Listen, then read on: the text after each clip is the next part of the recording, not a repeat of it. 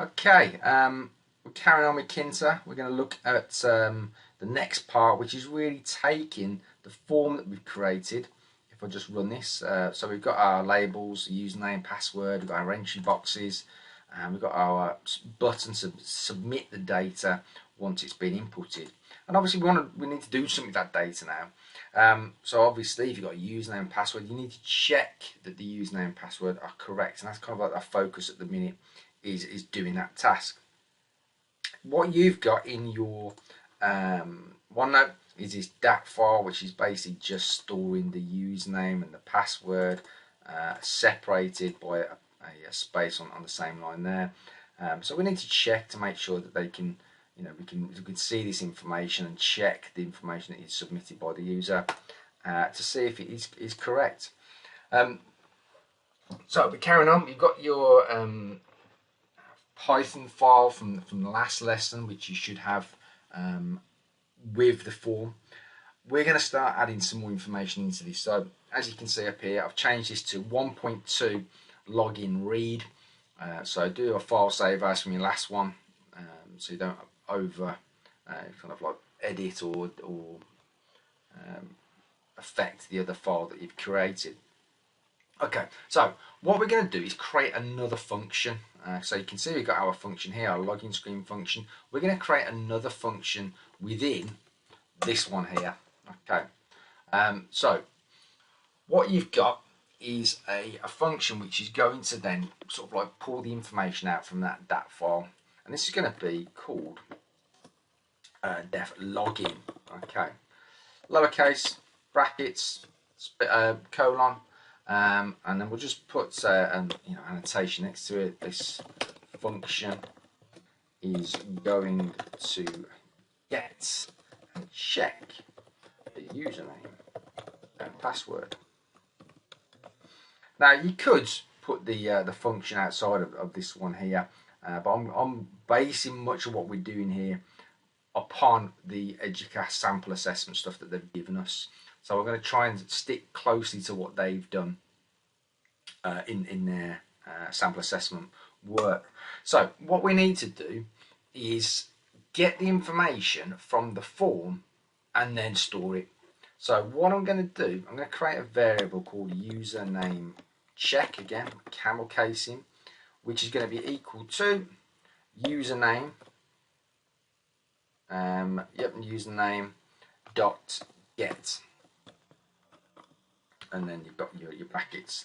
Now if you look down from what we did last week, or in the last lesson, we had username, okay, and that is just where we are kind of like using the data that they kind of input into that entry box, and then obviously storing that ready to be used somewhere else. So that there is the name of the entry box. So we're getting whatever is entered into that entry box and then storing it in a different variable, okay, which is the username check. So that gets, if I just make a note here, so this is used to get data or text or whatever typed into the form. Okay. Obviously with username, we need the password, so we'll do a password check as well. And that is going to be equal to, so they're assigning it, and it's going to be the password dot get, like so. Okay, so we've got the use the get method to sort of like grab the information from that the entry boxes, the text boxes, and then store them in here. Now, what we need to do is actually, when the button submit pressed or clicked, we need to send that information somewhere. Okay, so at the minute it's not going anywhere. If you look at the button we've got down here, it's just got some text. We've laid it out using pack, but there's nothing really associated with it. Now what we need to do in here is put command equals login. Okay, like so. Login. Okay, so that's going to say, right, we're going to use the login function. I'm going to pass this information into the login function effectively. Okay, so what we can do, if let's run that, let's have a quick look. what will it give us? Okay, so we've got our username and password there. Okay, so just put anything, it doesn't really matter, like so. Okay, so at the minute, okay, press it, nothing's happening. You can't see anything that's been happening because obviously in our code we haven't got anything in to see in the background there. I suppose what we could do, why don't we just print username check,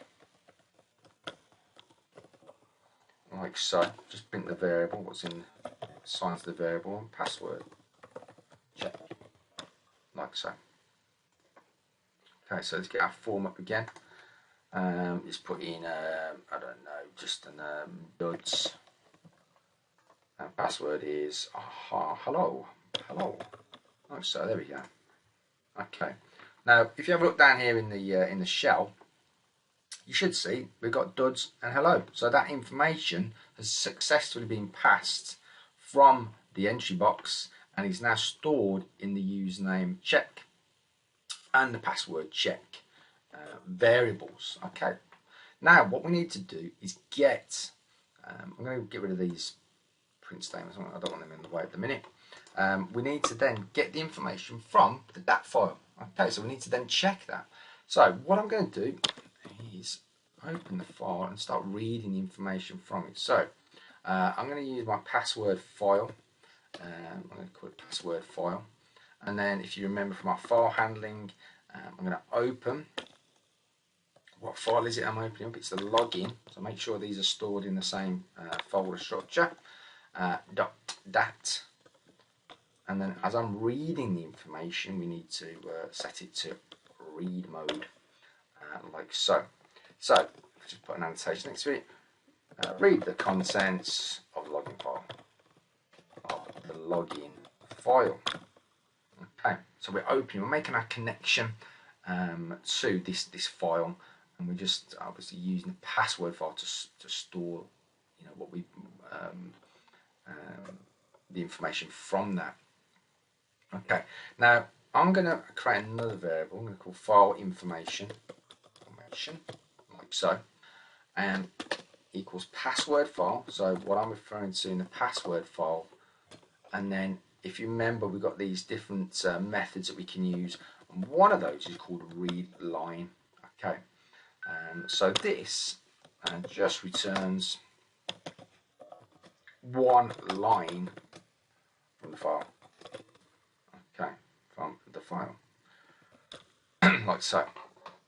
So I've opened the connection, assigned it to this identifier, and then what I'm doing, I'm then using the identifier, and then I'm just returning the one line from the file and storing it in file information. Okay. Now, if I just do some output in here, so if I just print file information, like so, I'm just printing the contents here, so printing the contents of the file, and now I need to close my connection, so password file dot close to close the connection, and then what's going to happen is I'm going to use, okay, so again the reference to our window, which is login window, which we did at the very start, destroy. Okay, basically means it's a very aggressive way of closing the window. This closes the window like so. There we go. Right, okay. So let's just test this and see if it works. Just bear me for 1 second, because obviously I need to make sure that I've got things in the right place, which I currently do not. So let me just put this in the right place. In my files, it's going to be there. Okay, lovely. It's in the right place. Let me run this. Right, so there's our form. I'm going to put in, but it doesn't really matter what I put in here because I'm not showing it anywhere on my file. I've deleted that print statement. Hi, like so. Right. So what's happened? When I've pressed that button, like we did previously, it's used this command here, which is for the function login, and it's run that. we're using the get method to get the data that we just put into the form, and then we're going to store it as username check and password check. Okay, so we're just going to leave that there for the minute. We're going to come back to that in the next couple of videos. And then what I've done is I've opened a connection to the DAT file. I've read the contents of it. I'm reading one line from that, storing it in file information. I'm going to print out, and you can see at the bottom here in my shell, you can actually see the username, which is admin, and the password, which is ATS2021. Then I've closed it, and then this kind of aggressive command here, destroy the window. So the window has been closed. Okay, that login window has now closed. So make sure you get that done, get your annotations in, and then what we're going to do next is move on to the next task.